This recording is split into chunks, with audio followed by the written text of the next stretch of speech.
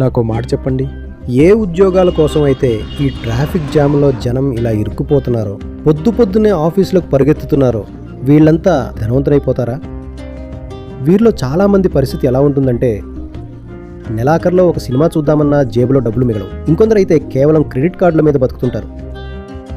అక్కడక్కడ రోడ్డు పక్కన చిన్న చిన్న బంకులు, డాబాలు ఉంటాయి కదా, అక్కడ బెంచీల మీద ఈ యువకులు కూర్చుని కనిపిస్తారు. ముఖ్యంగా ఈ ఫ్రెషర్లు పక్కా ఫార్మల్ షర్ట్లు వేసుకుని, ఫార్మల్ ప్యాంట్లు, మెరిసే షూలు వేసుకుని, ఆ టైని కాస్త లూజ్ చేసి పైన బటన్ తీసేసి, ఒరేయ్ ఆ 20 రూపాయల పరాటా ఒకటి తీసుకురా అని ఆర్డర్ ఇస్తుంటారు.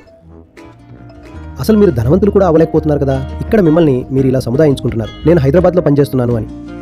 అప్పుడు మీ ఊర్లో ఉండే మీ తాతయ్య గారి ఛాతీ గర్వంతో ఉప్పొంగిపోతుంది, అబ్బాయి హైదరాబాద్లో పనిచేస్తున్నాడని.